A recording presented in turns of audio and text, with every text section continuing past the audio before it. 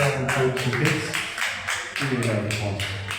po sa ating lahat, ako po si Christian Laurente, isa sa business partner nila sa Pierre Muni.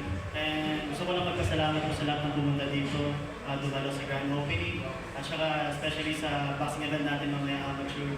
At saka as a active fighter po, sobrang happy ko na may mga nagsusuporta para sa event namin. Kasi as a fighter, alam ko yung feeling na may mga nagsusuporta. As an active fighter din po, gusto ko rin na may mga pa-inspire ng mga bata na manlalaro na future champions din natin dito sa Metro Manila. Tsaka isa sa mga main goal po talaga, especially yung kuya ko na coach dito sa Metro Manila, na palakasin din yung amateur team dito sa Metro Manila NCR.